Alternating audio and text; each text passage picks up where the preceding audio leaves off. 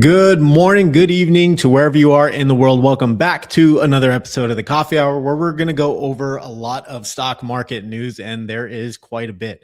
We'll be covering some macro news, all right, especially with update from the U.S., Israel, and Iran war. We'll be covering some of that. We'll be talking a little bit about this paper that came out from Fidelity, which is really exciting for Bitcoin. So I'm definitely excited to go through that. And we'll be talking about an update for Bmnr and some other just random stock market news, including Nvidia, OpenAI, and Microsoft. So this should be an interesting stream. I hope you guys enjoy it. All right. So before I get started, I have to update this on X because for some reason, the X platform does not update it. So hold on one moment. Let me hit that. Before I get started, I have to update this on X because for some reason, the X platform does not update it. So hold on one pause. Okay. It's always weird, man, to hear yourself talk. All right. Anyways, before I get started, I want to say a special shout out to a couple of people in the chat who joined. All right. So we have Sergio up here in the chat. Hey, welcome back. Always a pleasure to have you. It does look like gold is back, but I am not making any purchases yet. We have JVMZ. Good evening. Well, good evening to you too, sir. Let's see what else we have here.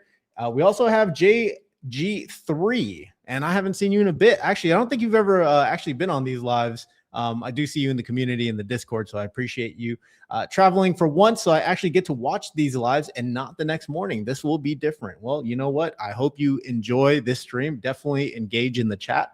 Let's see. Wow, we have Victor Sank back, man. I haven't seen you in a minute. Hope you are doing well. And we have Retire on Dividends. All right, check him out on YouTube and X. All right, definitely check him out. And he says green, and we are definitely green. I should update my glasses to get some green blue light blockers, so then I can change between a red day or a green day. But these are my blue light blockers. All right, so these aren't some specialty lenses or anything. It's just because the screen be killing my eyes. Like I was talking about yesterday, I do wear these before streams, and I wear these obviously before streams as well. And I started taking them off, but man, my eyes be killing me during the stream. Anyways, enough about me. Let's see what we got here. I think the statue behind you is watching you. Yep, this little guy right here, he's always watching me. I don't even know who that is. I just thought it was a cool statue, and I was like, you know what? Let me get that. I was gonna see if I could put sunglasses on him, but the statue's too small. We have Rod Stamon, Stun of Shades again. Yes, indeed, sir. We also have Sith Immortal. I'm loving the green today. Will it last? Well, that is the question. That is the big question. I do think, personally, this is probably some type of relief rally or a dead cat bounce, and we will definitely be heading lower, but we'll see. All right. We also have Project 2030 Thailand, aka Julio the Legend. We are going lower, says he. We have Phil M. Thanks for joining. Good evening to you too, sir. We have Income Architect. Look at that. Wow, we got another big channel popping into the stream. Well, hello to you too, Mr. Income Architect, aka Brad. All right, appreciate you joining. Wow, ROD is awake. Retire on Dividends. I assume he's going to be hitting the bed here soon. He actually has some responsibilities. All right, guys. Let's get into the stream and hope you guys enjoy it. So here we go. As always, I do appreciate you guys joining me for this stream. Let's get into it. So this is the heat map, and wow, would you guys look at that? Man, that is some green light therapy if I've ever seen it. So again, I know this is exciting and people are, expecting this to continue. We're probably going to go higher, etc. But I still think, and I'm still of the camp that we are definitely going to be going lower. All right. But we have Nvidia in the green. All right. It looks like the semiconductors actually had a really good day at 5.59%. Nvidia leading that charge. Broadcom not too far behind. Micron getting a nice pump as well. We have AMD following with Intel. All right. Intel up 7%. We have Microsoft from Software Land. All right. Technology software, Oracle's doing well. We'll be covering a little bit about Oracle as well in this stream. All right. Because they got some exciting developments that just occurred. Palantir up 6%. All right. CrowdStrike up 2.7%. We have Amazon up 3.64. We have Tesla up 4.6. And we have Google, the Goog, up 5%. All right. So today was just a really good day. We have the software sector also getting a nice little pump here. All right. And then you got computer hardware, SanDisk in there doing really well, up 10%, almost 11% for the day. Defense sector, I mean, everything is just doing really, really well. Of course, energy still not doing well, even on the announcement of the Iran war, Iran-U.S. conflict. All right, we'll be covering that here shortly. All right, S&P 500 for the day up 2.91%. This is a massive, massive jump, guys. Again, anytime the index moves up or down a percent, you know that's going to be a really good day or a really bad day. And today we're up almost 3% on the day. So this was a huge move in the index. Shout out to anyone who was able to buy that dip right on Monday. Anyone who was able to buy the dip. Again, I still think we're going to be going lower, so don't celebrate just yet. We have the tech sector ETF, IGV, which kind of gives us an idea of when risk returns. There's been a huge sell-off for SaaS, as you guys know, software as a service. The SaaS apocalypse is what they're calling in, right? But this was up 3.13% for the day. We have gold. All right. Gold actually had a really nice rally today, up 3.7%. Year to date, still one of the best performing assets year to date, where the S&P 500 is still down. All right. Actually, a little further away from correction territory, right? Correction territory is about 10%. QQQ is already there, but I'm sure it's back up now. But again, this is all based on the Iran war. There's so many more ripple effects that will still continue to be felt for months to come because of what's already happened. So I don't think this is a time to be celebrating, at least in my opinion. Okay, silver up 7.27%. Still the second best performing asset year to date at 3.63%. Okay, I threw in copper in here because I just wanted to check it out. For those who aren't familiar with the whole copper story, fundamentally, we're talking about updating the power grid, building out additional data centers. There's not enough, or there's been 30 years of delayed CapEx spend on a lot of these miners, or by a lot of these miners. So copper demand is definitely going to be a 5 to 10 year story. Something I definitely want exposure to, something I already have exposure to. But copper is up 2.5% for the day, and our beleaguered, beat up Bitcoin. Okay, Bitcoin at 67,000, almost breaking 68,000. So we'll see how this is going to perform. Again, down 22% year to date over the last year from its all-time highs. It is still down 45%. Okay, 45% from its all-time highs. We will see if we get this. Again, if you believe in the Bitcoin 4-year cycle or the power law, whatever, this will continue to chop easily for the next couple of months. So just plan your buys if you're a believer in Bitcoin. Okay, we'll be talking a lot about Bitcoin and Fidelity here in just a moment, but we have to get through our geopolitical news first because that is impacting the entire stock market, as you guys already know. So for this geopolitics segment, again, this is a politics-free channel. I don't care what your politics are. You shouldn't care what mine are. I try not to bring it in here. Red, blue, green, Democrat, Republican, I could care less. I'm an investor trying to make money and understand what's happening in the broader world so that I can invest accordingly. I'm just trying to make a buck at the end of the day. All right, so let's see what is going on here. Okay, first, well, actually, I think I gotta get rid of this. Trump to address the nation tonight on the Iran war. Okay, so this is going to come up later tomorrow. 9:30 p.m. is when, or 9 p.m. I believe, is when he will be addressing the nation on an update for the Iran war. Okay, so Trump on Tuesday said he expected that the U.S. military forces will leave Iran in 2 to 3 weeks. We leave because there's no reason for us to do this. Trump told reporters that the White House will be leaving very soon. In his comments Tuesday, he brushed aside the idea of having to reach a negotiated settlement to end the war, raising the prospect that the United States could just declare victory and end hostilities. This is the equivalent of taking the ball and going home. All right, Iran doesn't have to make a deal, Trump said. It's a new regime. They are much more accessible. Okay, no, they don't have to make a deal with me when we feel that they are, for a long period of time, put into the Stone Ages.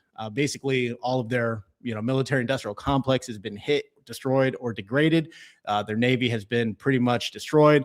A lot of their technology that was used to project their influence and their power in the region has been, pretty much destroyed or degraded. You're talking missile launchers, drone launchers. There was a small carrier. It was a converted carrier on the Iranian side that was converted to a drone launcher. That's been destroyed. Their navy has been sunk. A lot of their submarines, I think they had like two. I think they had two submarines. Both of them have been sunk as far as I know. And a lot of their bases have been hit. A lot of the, Anyways, when it comes to their infrastructure, it's just been destroyed. Okay.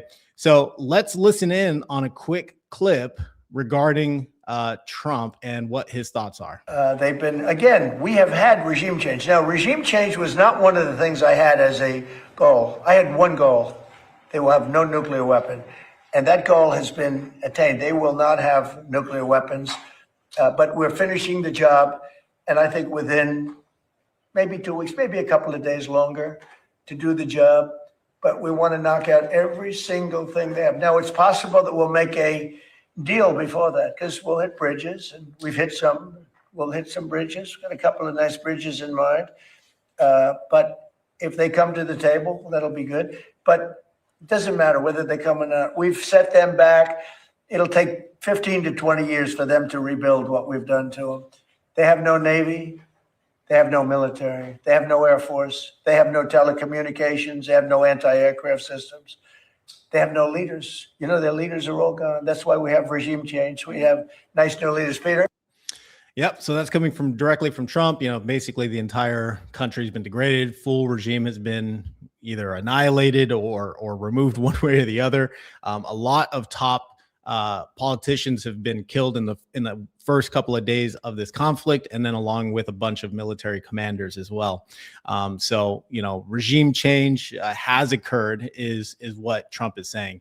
The current situation is still that there is a president in that is obviously aligned with the IRGC and obviously aligned to the old regime. So he's not going to just be capitulating. Iran itself is not going to just be capitulating to any U.S. demands. And then you still have the new Ayatollah, who is the old Ayatollah's younger son.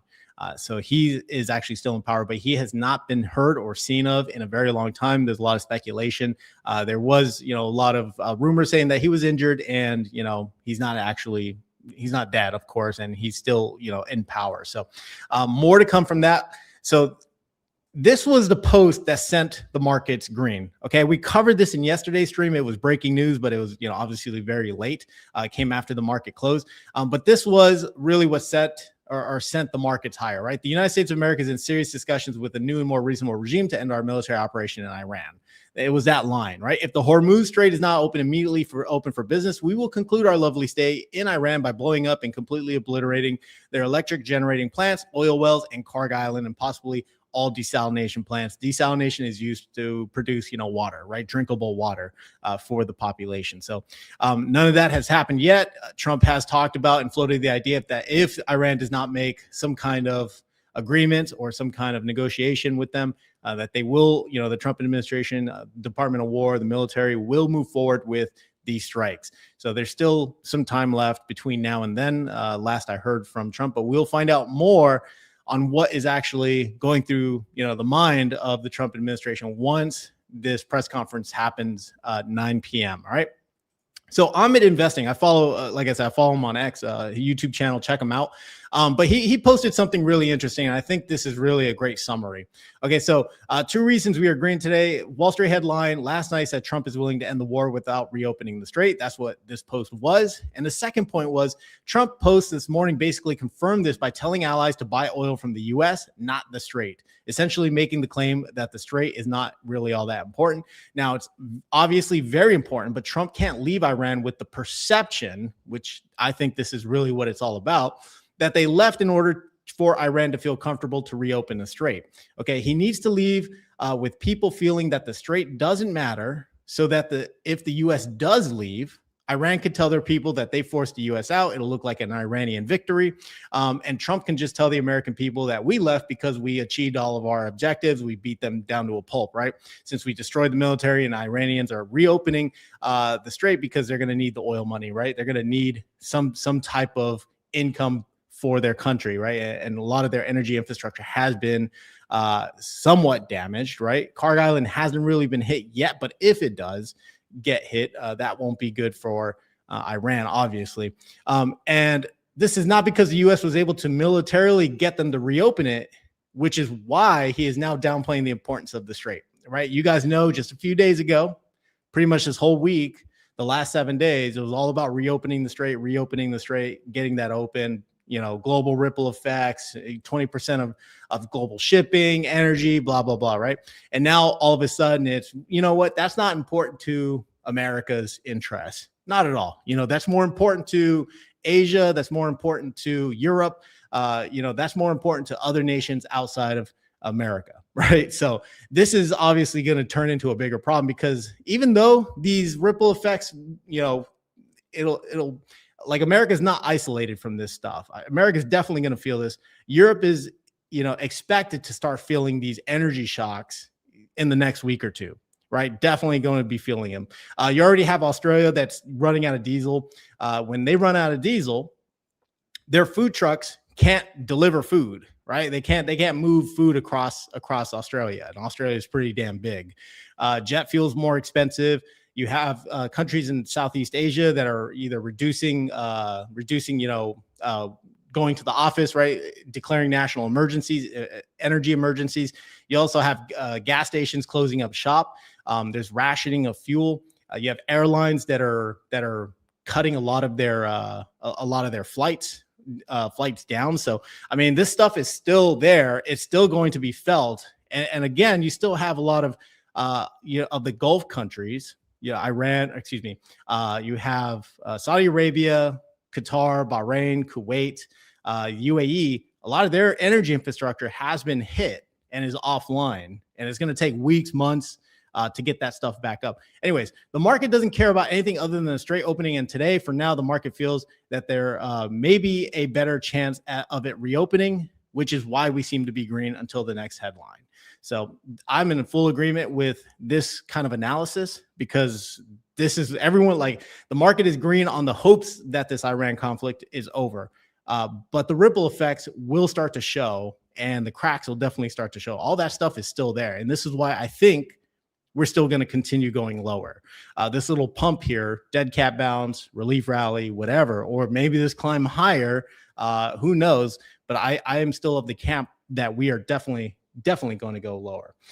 So anyways, this is also a reason why, at least, we got to wait until we have the press conference with the Trump administration to hear what they have to say, hear what Trump has to say, because the Gulf allies, right, the GCC, the Gulf Coast Cooperation, those countries I mentioned, Saudi Arabia, Bahrain, Qatar, etc., they've privately made the case to Trump to keep fighting until Iran is decisively defeated. Because if the U.S. presence leaves and all 13 bases in the GCC have been hit or destroyed and pretty much degraded as well, and now you're having bases getting hit with drone attacks, that's going to just keep things a little spicy, right? The American interest in the region, aside from the energy, is also their military interest, right? Having bases. You can't run these bases if they keep getting harassed by Iran. Iran's not just going to stop just because the U.S. leaves, right? The two carrier strike groups leave and depart, right? You also had, the urge from these Gulf allies to continue the attack, continue to try and get a regime change, right? Or some type of deal made with Iran, because as soon as the U.S. leaves, Iran is not going to just take all this on the chin. They're going to go after some of these Gulf countries for sure. And it is just my thought that if they continue striking and harassing these energy supply lines and these energy supply chains, that's not going to be good for the globe. That's not going to be good for the global economy. Definitely not, right? So just Trump saying, "Oh, just buy from the U.S. and everything will be fine, and gas prices are going to come down." There's a case to be made that is not the case whatsoever. That will not solve the fuel crisis that can happen in the globe. So we will see. Again, we will see what has to be said. The UAE and the United Arab Emirate was saying that they're willing to join the U.S. in reopening the Strait of Hormuz by force. So by force, what does that mean? Probably having some Navy assets. A ground invasion seems very unlikely. All right. Some news out there, 50,000 U.S. troops are in the region. You had a couple Marine MEUs or MEUs as they're known in the area. You had about, a division, the 82nd Airborne Division in the area. And then the Department of War was asking for additional troops and vehicles to be stationed in the area, right, for a potential invasion of Iran. The problem with that is, and this is why probability, I think this is less likely. And, just to kind of get through this segment so we can move on to Bitcoin, I think this is less likely because of the way Iran is, right? It is not Iraq. It is not Afghanistan. It is a more mountainous terrain. Invading a country like Iran you're gonna have a lot of casualties, all right, on the U.S. side, and Israel, the Gulf Coast, probably will not be dedicating that much manpower to a ground invasion. So again, the United States is not incentivized to do something like that. And if that was to happen, again, this is just my prediction.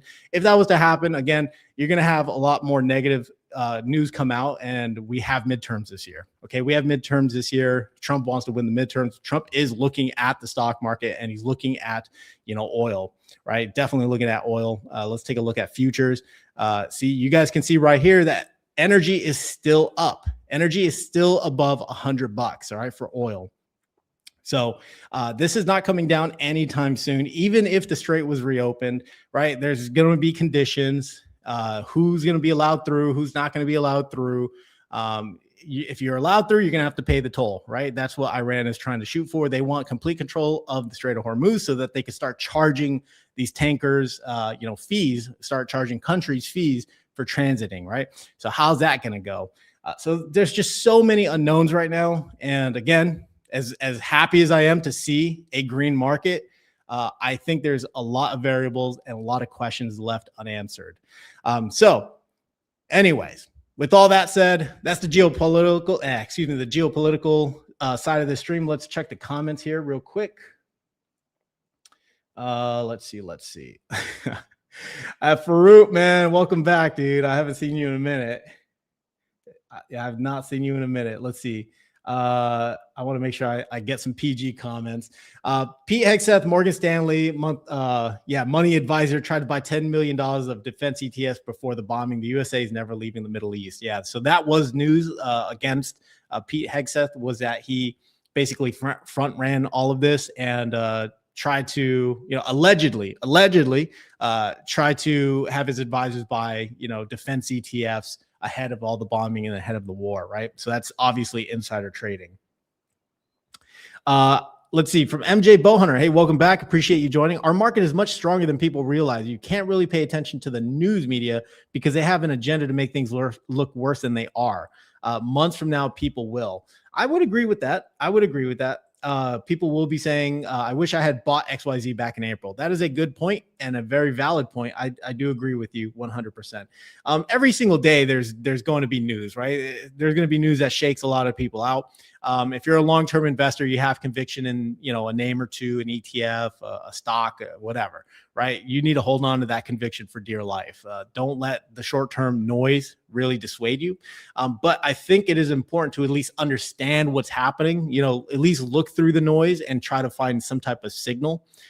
Because you can find a lot of good opportunities when the world's going to shit, excuse my language. But when the world is on fire, there's always a bull market somewhere, right? When we saw technology sell off and we had all the bad doom and gloom, AI data center bust and AI, bubble, blah, blah, blah. Well, commodities was having an insane rip, right? Insane rip, right? And then when that played out, right, everyone became aware of, the commodities of the metals. Then what's the next thing that started to spike up, right? Then we had, oil. Obviously, no one could have predicted this war, right? But now we have oil going crazy. And there's just a timeline of events, and it seemed like every sector was getting a lot of love during the last couple of months, right? There's this just big rotation happening. So that's why at least looking at the news is at least helpful, but I'm in full agreement that if you're a long-term holder or a long-term, buy and hold type of investor, a lot of this is noise for sure. Let's see. Fruit says the oil will flow soon. Let's see. Iran is massive when compared with Iraq. That is 100% true.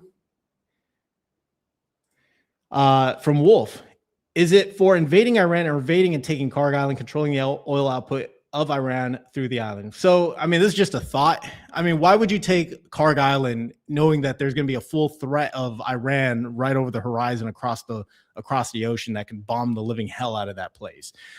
They're going to deny that resource to any type of control outside of theirs. Okay. And not only that, if the US was to put boots on ground there, you're putting a lot of people's lives at risk, from drone attacks and from missile attacks.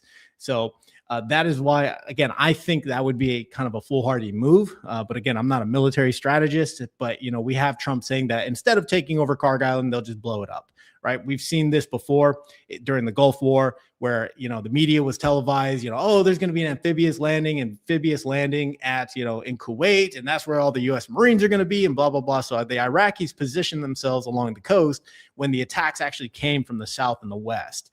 Again, it could have been all a diversion or what have you. Again, I'm not a military planner. I'm just trying to connect some dots here. This from Farouk, the Saudis built a pipeline across the desert 30 years ago for this exact time or exact reason. All right.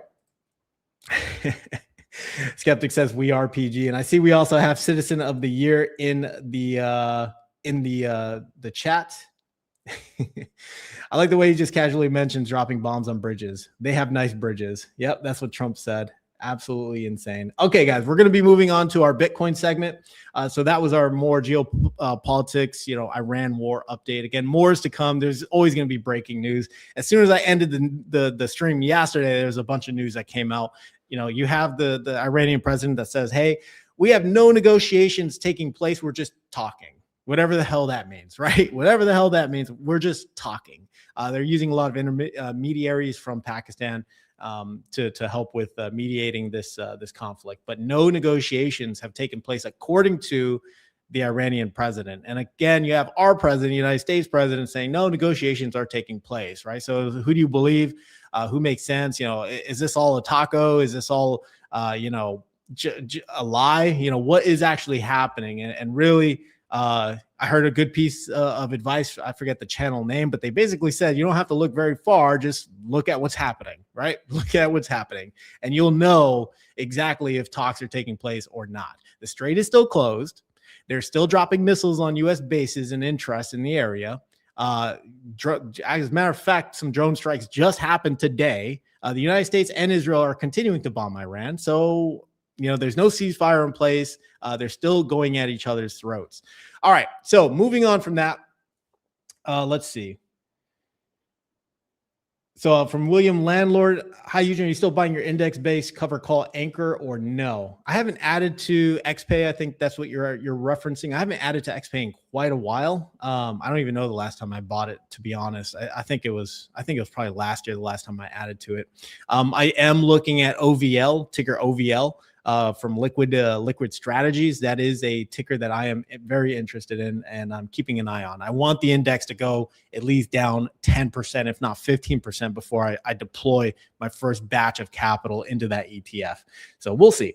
All right, guys, let's hop into this. This is the biggest news for Bitcoin. This is Fidelity. All right, Fidelity making this case for Bitcoin. Okay, this came out not too long ago. I believe it came out about a week ago, maybe 5-6 days ago. But the study is getting off zero, evaluating Bitcoin in 2026. All right, we're not going to go through the whole thing. If you want the actual link, it's down in the show notes for you guys to check out. As a matter of fact, I'll just put it here in the chat in case you guys want to check it out. But the net of this is a guide for wealth management people, right? Advisors, financial advisors of that sort, to basically start recommending Bitcoin for their clients. I only highlighted a couple things in this, right? But the question every institutional investor needs to answer, the central question is no longer whether Bitcoin deserves consideration in a portfolio, but rather, what is your current Bitcoin allocation and why? For some, zero allocation may still be appropriate. However, the Fidelity Digital Assets research team believes that institutional investors and money managers now need a well-informed rationale for maintaining a zero-weight position. Okay, so here's just some charts. Here's the Bitcoin thesis. Okay, and this is pretty much in alignment with, you know, the debasement trade and pretty much everything that we've covered on this channel regarding why you would invest into a Bitcoin. Of course, not financial advice, but, you know, you have hard cap and absolute scarcity, right? This is similar to like gold.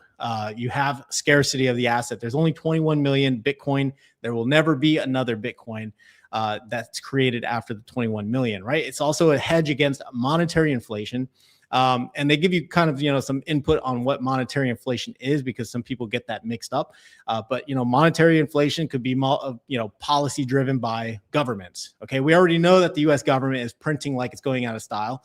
We covered Jerome Powell talking yesterday, saying that, you know, the debt, the level of debt is unsustainable, right? As long as the economy continues to grow, then the debt can be, you know, sustainable, right? It's absolutely crazy that he's actually talking about that or making that case. Also, whenever you think about gold or even Bitcoin, right, in terms of, you know, monetary inflation or monetary policy, the only question you need to ask yourself is the government going to get fiscally responsible anytime soon? And we all know that answer. We already know that answer. We're pretty much at $39 trillion in debt, and we're going to continue climbing higher. You know, that is bullish Bitcoin and bullish gold for sure. But anyways, it's a hedge against monetary inflation. It's also a hedge against consumer price inflation. I thought this was really interesting. Okay, for example, investor skepticism peaked in mid-2022 when the year-over-year change in the U.S. consumer price index hit 9%, a level not seen since the high inflation era of the 70s and 80s. Yet Bitcoin was down in excess of only 35% year over year, testing new lows and even falling lower over the ensuing months. However, the consumer price index is a backward-looking metric measuring the change in consumer prices over the most recent month and comparing it to the year prior. Conversely, Bitcoin and other financial markets are always forward-looking. All right, so therefore, it may be more instructive to examine changes in inflation expectations and see how it compares to changes in Bitcoin's price. When looking at the 5-year inflation expectation metric, forward-looking metric, there is a relatively high and positive correlation along with a moderately high R-squared value, basically meaning Bitcoin go up, right?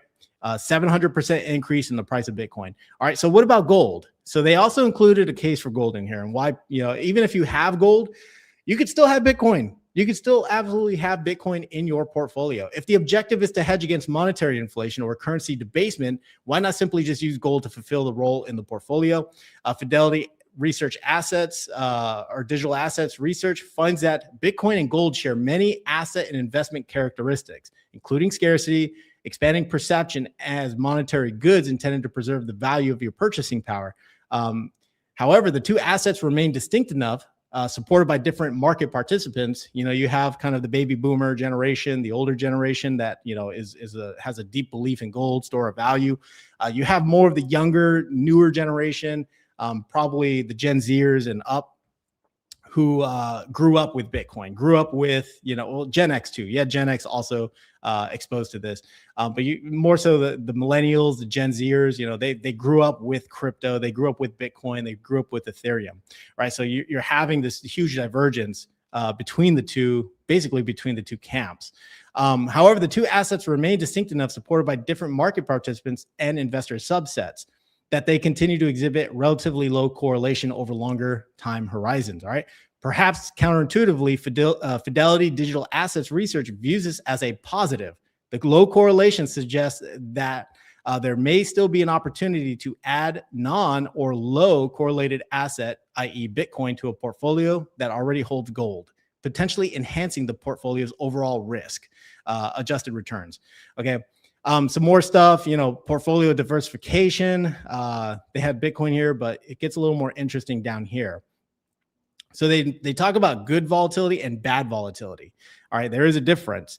The data above suggests, if history is any guide, Bitcoin may offer investors an asset featuring a very unique characteristic: more good volatility than bad volatility.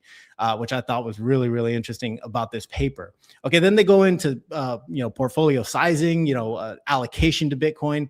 They talk about different weightings, so 1%, 3%, 5, 7, and 10, and you guys can see what the annual returns are down here. And they go into even more. The most significant improvement in Sharpe and Sortino ratios. Don't ask me what that is. I don't even really know what those are.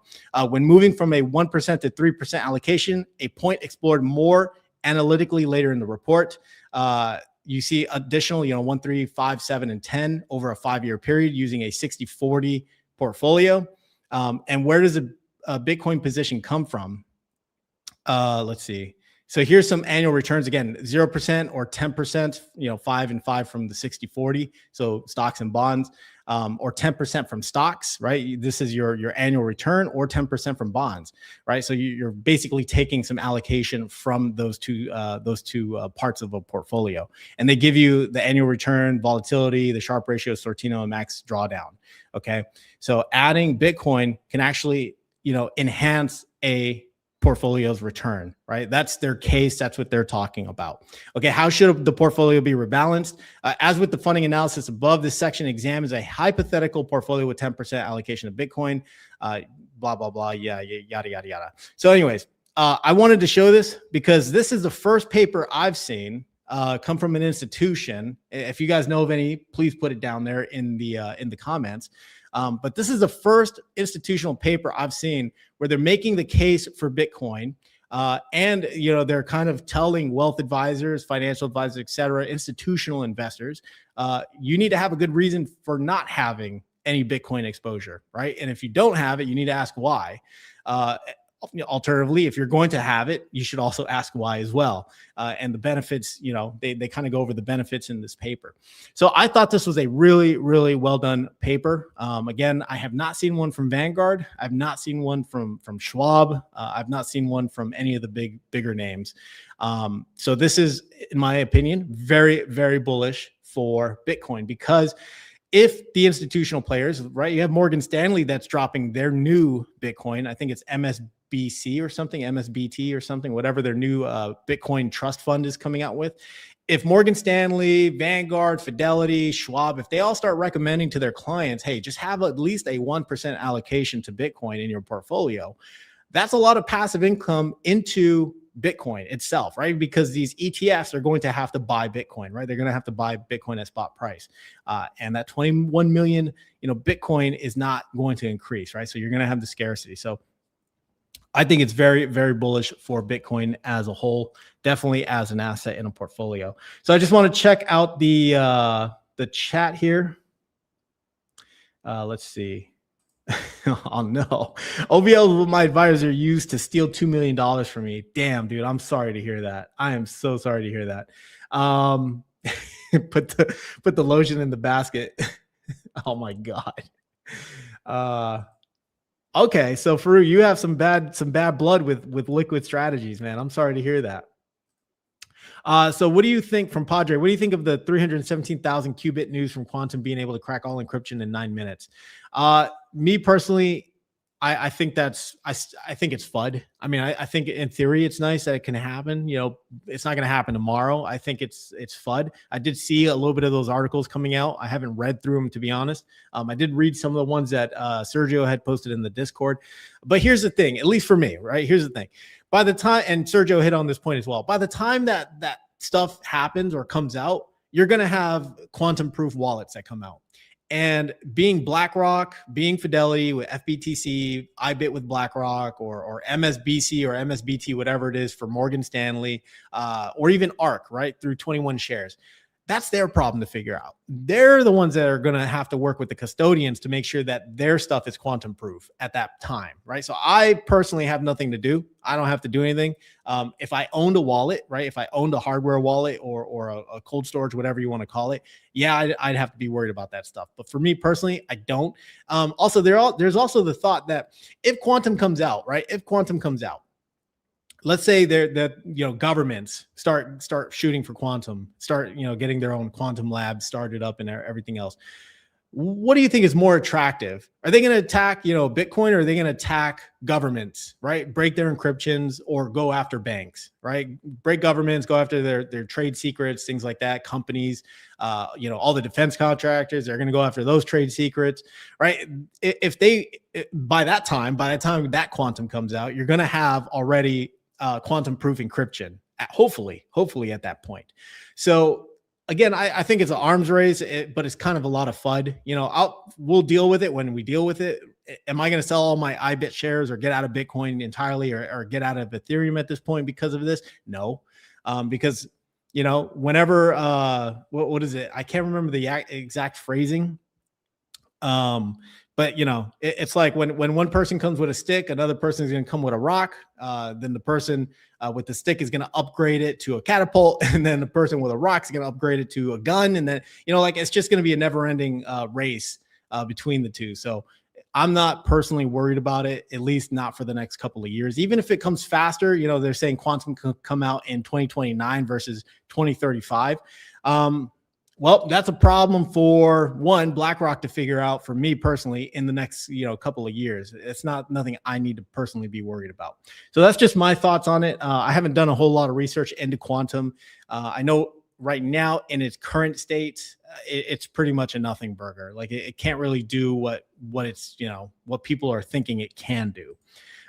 So anyways, let's see what else we have right here. Dang, so many comments. I'm trying to get to all of them. Let's see. So the fine print at the very bottom of the Fidelity article: investors in digital assets could lose the entire value of their investments. Digital assets are not insured or guaranteed by the FDIC, which is a true fact. But I mean, that's a disclosure almost any asset's going to have, potential for high risk of loss of capital, et cetera. Let's see what else we got. So from Sergio, he says, this was exactly a topic of interest at Davos this year with all the financial institutions and at RSA conference last week. The RSA conference, for those who may not be familiar, is a huge worldwide security conference, right? Cybersecurity conference. So that's a big deal. And for them to start talking about quantum, I mean, they're already ahead of it. They're already talking about it, right? So again, like BlackRock, like a huge asset manager that, $13 trillion in assets. I mean, they're not going to let, quantum, just someone with quantum come into their IBIT and just steal all their stuff, right? Or hit their custodians. And even then, their custodians, they're going to have to upgrade their encryption, their software as well, right? To hold or to custody the Bitcoin. So just my thoughts on all of that. Man, Fru, I see your comment. I'm not gonna put it up, but I see your comment about the 3 years. I'm hoping it works out for you, brother. I really am. Okay, let's see what else we got. Oh, we got from Randy. Man, I haven't seen you in a bit. Hey, welcome back. Hey, good evening, Eugen. Rocket. Tomorrow's my last day at work, retiring on April Fool's Day. That's what I'm talking about, man. Congratulations on your retirement. I'm happy to say, be one of the first, hopefully, to at least congratulate you. So yeah, man, that's awesome. Put in the chat, what's your next steps, man? Like, are you gonna, travel the world? What's your first destination you're trying to hit? Definitely interested to hear your thoughts. Okay. Oh, one last one from Sith of Mordor. What was that ETF that just came out that has both gold and Bitcoin in it? I think it was like BT. Yeah, there it is right there. BTGD from Quantify Funds, says Wolf. There's a few of them coming out, I think, that I've seen. So BTGD is one of them. There's one that also holds the S&P 500, gold, and Bitcoin as well. Okay, moving on from Bitcoin, let's talk about Bmnr. Okay, Bmnr, a Bitmine immersion Ethereum treasury company. For those who aren't familiar, Bitmine completes Piertwo acquisition, expands Ethereum staking. You guys might be wondering, why is this news? Why is this a big deal? Well, one, I'm a Bmnr shareholder, so this is big news for me, and I definitely want to cover what's happening with Bmnr. All right, so we can go over to Piertwo in case you guys don't know who they are, because I honestly have never even heard of them. But this is a company where you can stake. All right, you stake your Ethereum, right? Piertwo is one of the world's leading non-custodial validator operators with multi-zonal 24/7 operations, high-performance hybrid cloud and bare metal infrastructure, and they list a bunch of ISO certifications. All right, so Yeah, stake your digital assets to secure blockchains and earn rewards. Staking is what drives the digital revolution and secures the global settlement layer for native digital assets and communications. Okay, so you can stake your Ethereum, your Solana, Near, and they give you some other supported networks. So why was this a big deal? Well, this is why. Piertwo is joining the Maven network, a Bitmine company, okay? So Bitmine's chairman, Tom Lee, has announced the upcoming launch of the company's proprietary staking platform, Made in America Validator Network, or Maven, set for early 2026, and they already launched it. We are thrilled to join Bitmine and become part of the Maven platform. We believe Maven will be the largest institutional staking service provider on the planet. This is a huge, huge deal for Bitmine, massive deal for Bitmine. So I'm excited for this acquisition. Again, a lot of people are like, why would you be bullish Bmnr? What's so special about them? Well, aside from them having, the largest Ethereum treasury, right? And they've only been in operation, since, Tom Lee took over, maybe a little less than a year, right? And they already the second largest, DAT in existence right after MicroStrategy. Okay, so MicroStrategy being the first, they're on their way, well on their way to 1 million Bitcoin. Bitmine is trying to get 5% of the network, and they have several different also levers that are part of Bitmine. One of which is the Maven, their Maven network, right, where you can stake. And now they're opening it up to institutions to be able to stake. But not only that, Bitmine can stake their entire Ethereum, right, batch, and make an interest, right? Make some type of interest on that. So, or get a reward. So that is also what's interesting, because if they do that, which they already kind of are, on an annual basis, they're making $300 million in just staking rewards of their Ethereum. So now, as a shareholder, as a Bmnr shareholder, you could be entitled in the future to possibly a dividend. But even if the dividend is not that attractive, I don't really care about the dividend. I care about what can they use that 300,000 or 300 million for. Maybe it's to acquire additional Ethereum. Maybe they invest in other moonshots. All right. So Bmnr made some moonshot investments recently in the news. One was Orbs, which is led by Dan Ives, and it's a Sam Altman aligned company, the WorldCoin and Proof of Human, and they have like a 30% stake, in OpenAI. Well, not a 30% stake. I think they invested, I don't know, they invested some type of money, $30 million into OpenAI to get a stake. You also have Bitmine, expanding its moonshots. They also invested into Mr. Beast Industries, and they also have an investment into, oh man, I forget that third one. WorldCoin, Orb, Mr. Beast Industries. I can't remember the last one, but they have another one. So, I mean, Bitmine is not just, it's not just a company like MSTR, where it's, just collecting a bunch of Bitcoin. They can collect the Ethereum. And if you believe in the Ethereum super cycle or the Ethereum story or the fundamentals, a lot of companies, institutions, banks, finance is moving onto Ethereum rails. And why would that be bullish for Ethereum itself? We covered it in a stream. It's because as the fees start to, because of the transactions that these institutions will have to incur, just being on the rails, the fees that are produced from that will limit the supply of Ethereum, right? Because of the burn mechanism that Ethereum has. So for every burn that happens, every transaction that happens, Ethereum is burned. And, that could potentially have a influential impact on the price of not Bitcoin, of Ethereum. So, I mean, Bitmine, very, very interesting company. And I'm a shareholder, and I definitely like what they're doing and where they're headed, especially for Ethereum. Will they come out with, some of the, like the perpetual preferreds that MSTR has? I don't see that. I personally can't see that. Maybe in the future they will. You have, I think was it BlackRock that launched FB, which is Ethereum and staking all in one ETF, right? Versus FA, which was just a pure play spot price, Ethereum ETF. And that FB has saw tremendous amounts of inflow since its launch. It's actually a very successful launch. I think it's nearing close to $1 billion already. If not, it's probably already over $1 billion. So let's check out some real quick. Let's check out some real quick comments here. From Tradesman. I'm assuming you meant my Bmnr bags are heavy, brother. Mine are too. As a matter of fact, I added to my Bmnr position. I showed you guys in a previous stream, what those amounts are. I definitely want to add if we have another leg down on Bitcoin. If you guys know the Bitcoin and Ethereum ratio, usually whenever Bitcoin goes down, that will typically lead for Ethereum. So if we have another leg down on Bitcoin, then, Ethereum's going to go down. And along with Ethereum, we're going to see Bmnr go down. Right. But if you believe in the Ethereum super cycle, you will probably believe that Ethereum can reach above 4,000, at least get back to 4,000 and probably 8,000 and 12,000. Right. And what that will reflect in Bmnr's price could be like $100 a share, could be $250 a share. Is this going to happen next year? Is this going to happen in the next couple of months? Nobody knows. No crystal ball, and definitely not financial advice. All right. So let's see. From Randy. All right. I'll be taking the spring and summer off, hanging out by the pool and having fun with the grandkids. Man, I love that. I love to hear that, man. And that's awesome. Well-deserved, I am sure. Definitely well-deserved. All right. I don't know if you have a cigar or not, but if you do have a cigar, I hope you enjoy that. And again, congratulations on your retirement, sir. Let's see what else.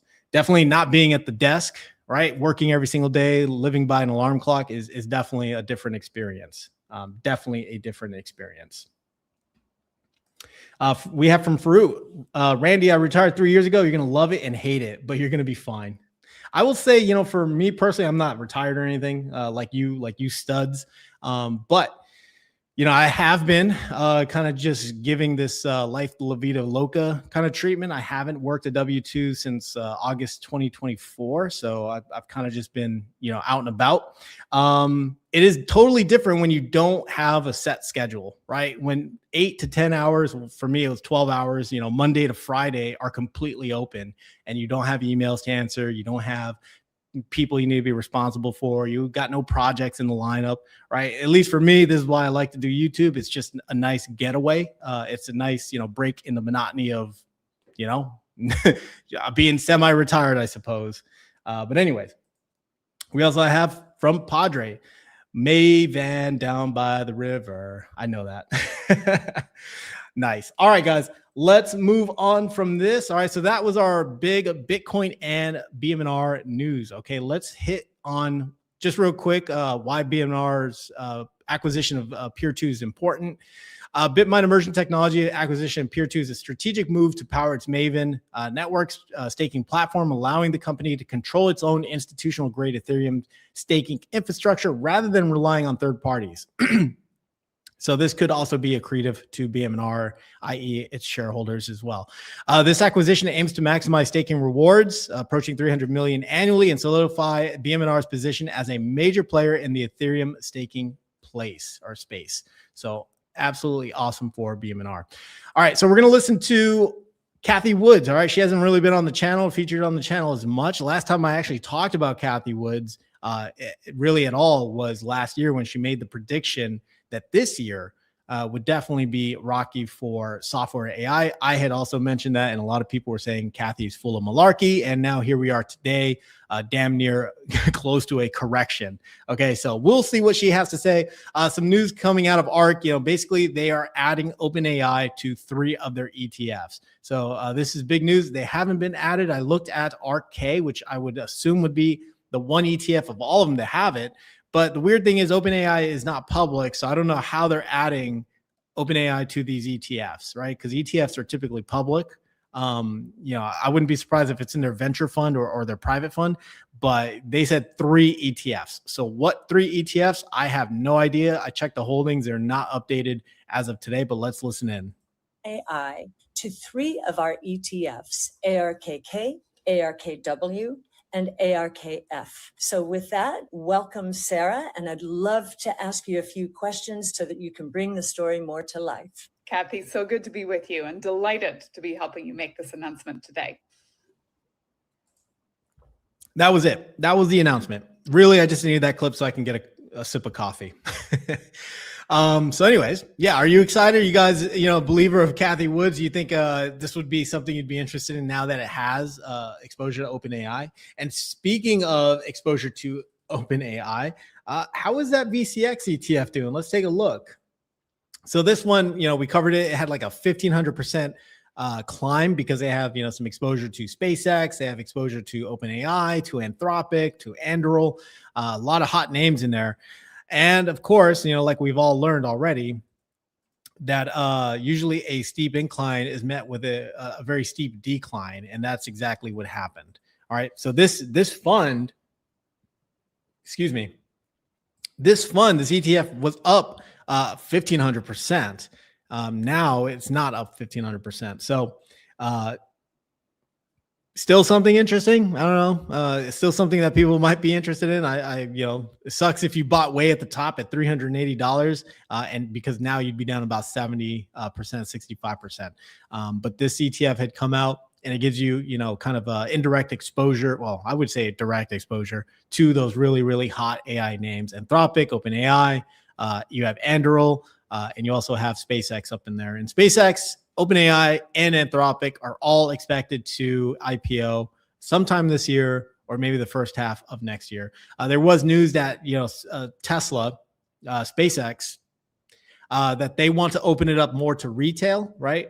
Elon Musk said that he wants to open it up to more to retail investors and not so much institutional is probably going to get 70% of the lion's share there. But that is if you're a big fan of Elon Musk, if you're a big fan of his work and where he what he's done with Tesla and pretty much all of his other companies, XAI, SpaceX, you also have Starlink. Then SpaceX IPO is going to look interesting. It is currently valued around the $1.7 trillion mark. Could it be a valuation of 2 trillion IPO? That is going to be a really, really frothy IPO for sure. Okay. Moving on from that, we have ARK. Okay. So Nvidia bets $2 billion on Marvell as rising AI adoption fuels competition. All right, so this made its round today. So Nvidia made a huge investment into Marvell. Marvell is a competitor with companies like Broadcom. All right, through the deal, Nvidia aims to ensure it remains central to meeting the growing computing needs required by AI tools at a time when some companies are opting for custom processors, like ASICs. Application-specific integrated chip, they do one thing really well, like the Google TPUs, they do one thing really well, whereas NVIDIA is kind of more of a broad-based, generalized chip. So custom processors instead of its pricey processors. So real quick, I meant to check the chat before we moved on. Let's see, from Farouk. I feel like the ARK plays it's safe and follows the herd. Not sure how I feel about ARK. Also says if you're worth $1 trillion, can you go much higher? Of course you can go much higher. I mean, we see Nvidia hitting close to 4 trillion. I think he's hovering around 3 trillion or a little under 3 trillion and change at this point. But yeah, you can absolutely go higher. So, but these IPOs are getting crazy. Like OpenAI is currently valued at around 870 billion. Anthropic is 650-ish billion. So, I mean, these companies are going to be IPOing at easily $1 trillion in market cap on IPO day. All right. So, for SpaceX to come in IPO at 2 trillion, I mean, that's pretty damn wild if they can pull it off. But anyways, going back to this, Nvidia, 2 billion into Marvell. Nvidia gains access to Marvell's semi-custom silicon and advanced optical interconnect capabilities to help scale data center level AI systems where bandwidth and power efficiencies are key bottlenecks. So this could be, good for Nvidia. The thing I like about Nvidia, and it kind of mentions it right here, it also broadens NVIDIA's ecosystem to include more specialized silicon, which helps NVIDIA remain a key access point for increasingly diverse AI workloads. So NVIDIA won the game, in my opinion, when it comes to interoperability across different chipsets. They can work with Google's TPUs, they can work with ASICs, they can work with Trainium from Amazon, they can work with a broad range of chips, right? I think that was also some of the secret sauce that NVIDIA has. They also have, of course, their biggest, platform or software platform, which is the CUDA library. So again, I think this is just NVIDIA, cementing itself as the de facto semiconductor, the de facto chip manufacturer. AMD is doing a great job as well. Don't discount AMD. But I think NVIDIA just is miles and miles and miles ahead of AMD. AMD was first to come out with, power efficient GPUs, power efficient chips. And now NVIDIA is kind of trying to backtrack on that and make their chips a little more, power friendly, especially with, again, the bigger story data center builds out. These data centers need a lot of power. And then who's going to be, paying for that power? You had the Trump administration, the government basically saying that these hyperscalers, these data centers, they're going to have to, pay for that without increasing the cost to consumers, to the general population in the area. That's why a lot of states have like no data center, zoning laws or whatever, no data centers in their backyard. So it's going to be interesting. Investors will likely see this deal as reducing friction as it allows AI chips from other suppliers to operate within NVIDIA-dominated data centers. So NVIDIA can maintain its dominant position while also expanding the scope of utility of the AI semiconductor sector. The companies will work on advanced networking solutions for AI, focusing on optical interconnects and silicon photonics technology, which enable high-speed, energy-efficient data transmission. Marvell will contribute custom chips and networking solutions compatible with NVIDIA's NVLink Fusion. Again, you hear those words: compatibility, interoperability, basically a mix and match of hardware. All right, so big tech firms. Again, this is the story. This is the AI story, right? Big tech firms are expected to spend at least $630 billion to build AI infrastructure this year, lifting demand for chips used in servers, networking equipment, and benefiting companies such as Marvell. You can look at the the second, third, fourth, fifth derivatives of the AI story of the data center, right? What goes into a data center, as always. You're going to have power. You're going to have the racks, right? You're going to have the hardware, the semiconductors, companies like NVIDIA, AMD. You're going to have Cisco in there. You're going to have SMCI, even though I don't recommend SMCI yet. But you're going to have Supermicro servers in there. You're going to have maybe Intel in the future. Who knows? But aside from that, you're going to have a lot of power that needs to go there, right? So now you're working your way through. And then even under that, you're going to need a lot of copper. Right, copper is going to be in super high demand easily for the next 5 to 10 years. At least that's the story and part of the fundamentals that I'm going with, because there's not enough copper mines, and there's certainly not enough copper in the world. So maybe those pennies that people have been holding on to will be, worth a nickel in the future. Who knows? But anyways, that's the news with NVIDIA. All right, so let's check on the chat. Padre says, LOL, 3 trillion in change, just a few billion in change. Imagine a homeless guy asking Jensen if he has some change, and then Jensen dumps 100 billion in nickels on him. Yeah, man. It's just, 4 billion in change, whatever. That's crazy, man. It's crazy. Let's see. What else we have? All right. So moving on from our NVIDIA news, we have just a quick clip that's going on to NVIDIA's web of AI investments. And also this gives me a quick second to have a sip of coffee. Welcome back. NVIDIA with yet another investment in a key industry player. Christina Partsinevelos has that for today's Tech Check segment. Christina, another big investment here for NVIDIA. Very big. The list keeps growing. The checks keep growing. The chip maker is putting $2 billion into Marvell technology, and that's why you're seeing Marvell shares up over 8% on the news. The deal really centers on NVIDIA's platform and lets custom chips plug into its infrastructure. Marvell designs those custom AI chips for major companies like Amazon. They actually compete with NVIDIA's GPUs, graphic processing units, but this partnership kind of flips that dynamic, giving NVIDIA a shot at a much bigger market, as the CEO Jensen Huang told us exclusively this morning. Listen in. Together, we'll be able to address the customers, whether they would like to use all NVIDIA gear or they would like to augment our NVIDIA gear with their specialized processors. And together, we'll be able to address a much, much larger TAM. And 10 being total addressable market. Marvell is just the latest, though. This month alone, NVIDIA has committed $2 billion each to Nebius, Lumentum, Coherent. Before that, $2 billion into Synopsys, $1 billion into Nokia, stakes in xAI, OpenAI, and Intel. So why the massive spending spree? Well, NVIDIA isn't just selling chips anymore. The CEO often reminds investors at every event that it's not a chip company, but rather an AI infrastructure firm trying to own the entire AI factory. That means locking in the suppliers that build the optical networking, the custom silicon, and the interconnects means those companies are financially and strategically tied to NVIDIA's ecosystem. NVIDIA shares are, of course, higher this morning, though the broader market is up as well, so maybe not necessarily because of this deal. The takeaway, though, NVIDIA is spending aggressively to make sure the AI build-out runs through its ecosystem, no matter whose chips end up on their racks. The other interesting thing, Christina, was his discussion about the percentage of their business that is cloud or hyperscaler. His general view is that this market is broadening quickly to all kinds of areas of industrial economies everywhere. Yeah, and the other point, too, to your point about expanding, he made a comment about margins possibly coming down for enterprise software. That is the first time I'm hearing him actually say that out loud. That is a big comment. What we know with software names like Oracle, SAP, their margins are extremely high because they're an asset-light business that relies on reoccurring subscriptions or licenses. So you're seeing margins anywhere between 70 to 90%. What Jensen Huang, the CEO of NVIDIA, is now saying going forward, every time a company does anything, there's going to be some element of AI and large language models involved. And with that, you're going to need the hardware, the energy, et cetera, to run it, which means margins will come down for many of these big software enterprise names. All right, so that is the news about NVIDIA's web of AI investments.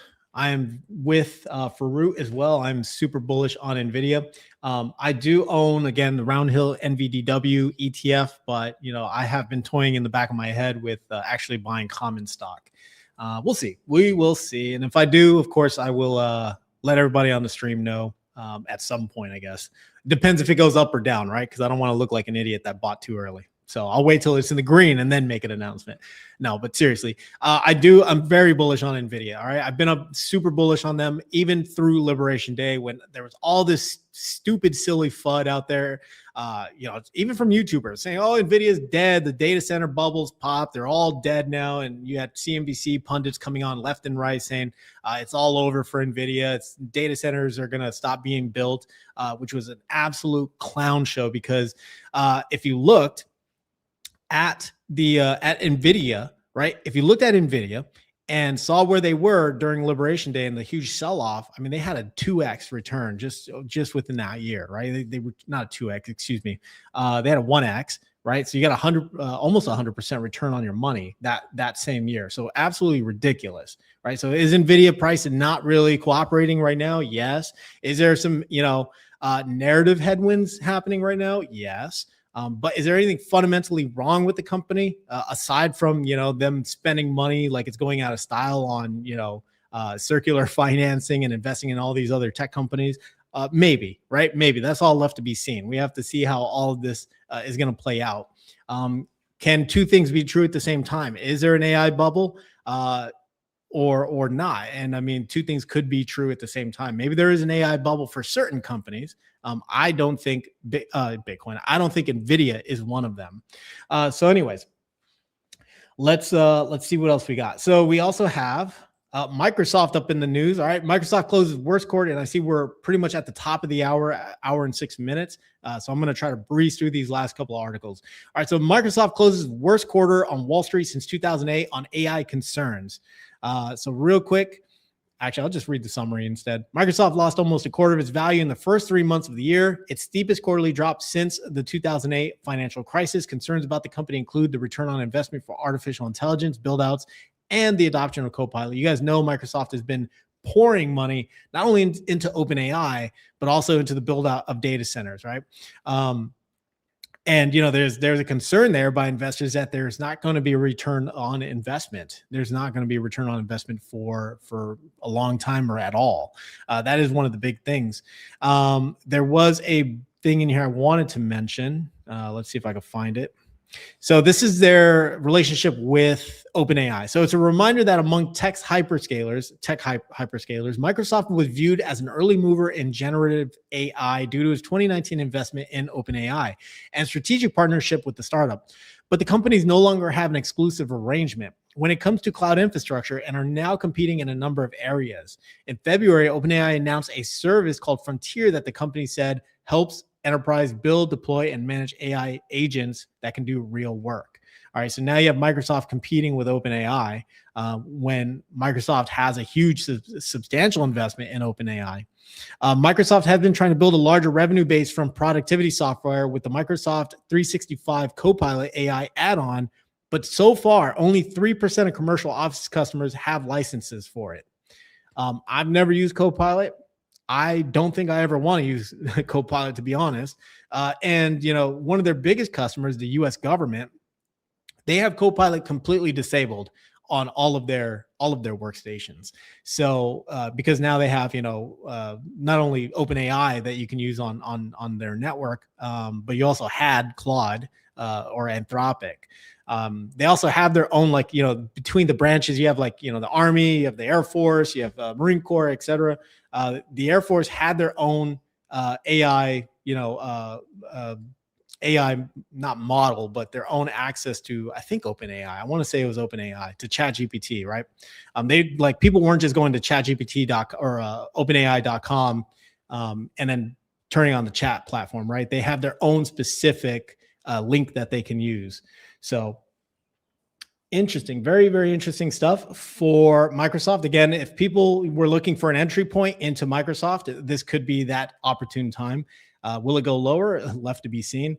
But I am hearing that, again, for those who have no exposure to Microsoft, been waiting for that big dip, this could be that potential big dip.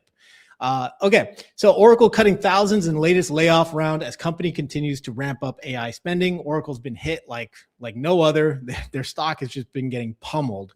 Okay, Oracle started telling employees that it's cutting thousands of jobs. CNBC has confirmed as a software maker deals with plummeting stock price tied to a hefty capital commitment for building out AI infrastructure. So they're cutting out employees so they can save money, so they can invest in AI, the AI build out, or AI infrastructure. So while Oracle's core business is on the receiving end of the market, panic about competitive risk from generative AI models, the company is also facing pressure from investors about the amount of debt it's raising for AI investments and its dwindling cash flow.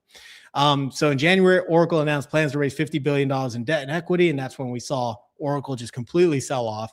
A lot of people went bearish on Oracle because they believe that they're raising way too much debt and that they're not going to have the revenues to show for it. Even with this, these data center build outs or this AI infrastructure build out, they're not going to have the revenue to show for it. Okay, in September, Oracle disclosed that its remaining performance obligations, a measure of contracted revenue that has not yet been recognized, jumped 359% to $455 billion, following an agreement with OpenAI worth over $300 billion. Okay, they plan to cut 20 to 30,000 employees, which could lead to $8 billion to $10 billion in incremental free cash flow. TD Cowen analyst wrote in a January note, executives have said its AI investments will pay off over time. Demand for AI infrastructure, both GPU and CPU, continue to exceed supply. Mago, I can't even pronounce that name, said on an earnings call earlier this month. This is directly visible in our $553 billion remaining performance obligations. So that is what is going on with Oracle. Oracle is one of the bigger names, not so much a hyperscaler, but they call them a hybrid cloud or a neo cloud, whatever the correct term is for Oracle. So if you believe in kind of if you want exposure to like a cloud-based business, Oracle could fit that bill quite nicely. But they are a huge player in the AI story as well. They're building out like it's going out of style as well, but they're also part of that whole circular financing story among all the hyperscalers and among all the semiconductors. Well, at least for Nvidia and AMD. Okay, moving on. OpenAI closes record-breaking $122 billion funding round as anticipation builds for its IPO. OpenAI announced it closed a record-breaking funding round at post-money valuation of $852 billion. The round totaled $122 billion of committed capital, up from $110 billion. OpenAI said it extended participation to investors through bank channels for the first time and raised $3 billion from individual investors. So the round total $122 billion. You got SoftBank that was leading it, along Andreessen Horowitz. If you guys know who he is, founder of Netscape and then sold it. Now he's basically become a VC, a venture capital fund. And D.E. Shaw Ventures, OpenAI said, as of March, ChatGPT supports more than 900 million weekly active users, including more than 50 million subscribers. With the close of its latest funding round, OpenAI Sam Altman will be under pressure to justify his company's massive valuation, especially as it gears up for a potential IPO. Now, this is the bad news. OpenAI said Tuesday that it's only generating $2 billion in revenue per month. Only. It made $13 billion revenue in last year, and the company is still burning cash and is not yet profitable. So if they were to IPO, you're going to be going in knowing that OpenAI is not really making any profit, right? But for any tech company, or at least for most tech companies in my mind, the revenues come later, right? We saw that with Google. We saw that with, Meta, some of the tech companies of the 2000s, they were not profitable for a very, very long time. Everyone then started calling them overvalued every single day, and their revenues just kept climbing higher and higher and higher. Facebook, I mean, or Meta, they have a ton of cash just sitting there. So they have to use that cash. I mean, so again, OpenAI could fall in that similar bucket, at least in my mind, it could, where they're not making a whole lot of money, but eventually, you build it and they will come. That demand will eventually come as, more companies, more individuals start to mass adopt LLMs or ChatGPT for their daily lives. I mean, I don't know how often you guys use ChatGPT, but I definitely use it almost every single day. It's almost become second nature to me now. If I have a question about something, or if I want to expand a thought, or if I don't fully comprehend something, I'm asking ChatGPT. The day of opening up Google, I mean, you could do this with Google too, using the AI mode that they have, on Google's homepage, and it uses Gemini as the back end. But you could do, instead of opening up Google, typing in a question and opening up the 10 blue links, now it's just you put it all into the LLM and it spits out the answer that you need. So, I mean, I use it quite a bit, not only for research, but just for, quite random questions that come into my mind. Anyways, just checking out the chat real quick. Let's see. Padre says U.S. government is still running Windows 98. That was the best Windows. And then we have Farouk says, yes, sir, cooler on the ground. Chips run faster when they are cooled, etc. Very true, but also kind of a problem when you're thinking about space, right? Data centers in space. Still don't know what that's supposed to look like, because if a chip gets too cold, you start running into problems. But again, I mean, I'm not a physicist or whatever. So I mean, take what I say with a grain of salt.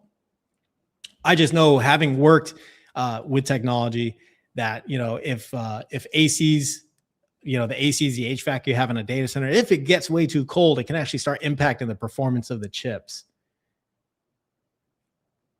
Let's see. Robots can work without sunlight better than humans. Padre says, not Bane, he was born in the darkness, and that is a true fact. All right, ladies and gentlemen, I hope you guys enjoyed this live stream. Shout out to the 97 viewers on X. I appreciate you guys joining me for this stream, and to the 35 viewers on YouTube. All right, I don't think I really have anything else to go over. That was pretty much the news stream. I hope you guys enjoyed it.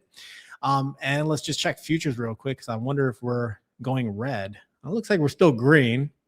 And let me see if we have any breaking news before we cut this stream out.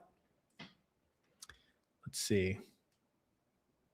Oh, yeah, I saw this too. Yeah, Sergio says Anthropic mistakenly leaked its own AI coding tool source code just days after accidentally revealing upcoming models known as Mythos. Yeah, Mythos came out of the bang. It's supposed to be able to give a lot of cybersecurity companies a run for their money. We'll see, right? Let's see what we have.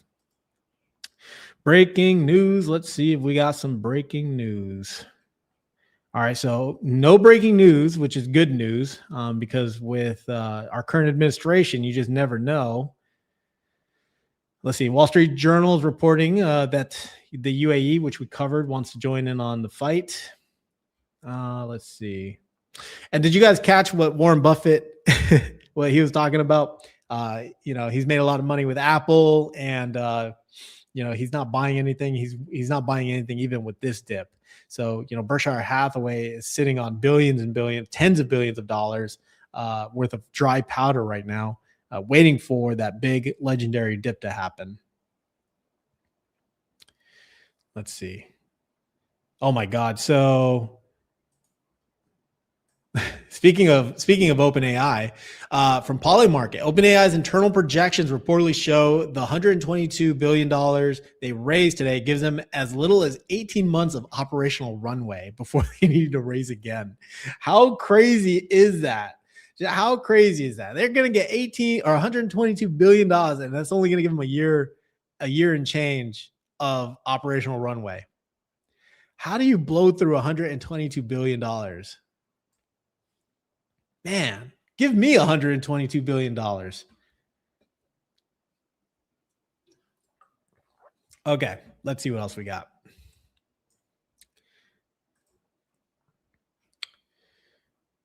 Record, let's see. Well, I think that'll pretty much do it for this for this trip.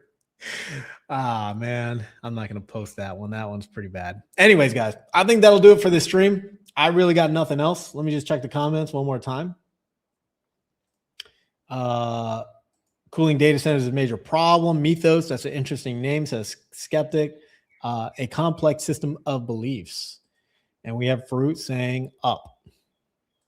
All right, ladies and gentlemen, I appreciate you guys joining for this stream. All right, as always, it is a big appreciation if you could hit that like or that follow if you are enjoying the content. And I will see you in the next stream. You guys have a great rest of your evening, great rest of your day, great rest of your afternoon, wherever you are in the world. And I will see you guys in the next stream. Take care.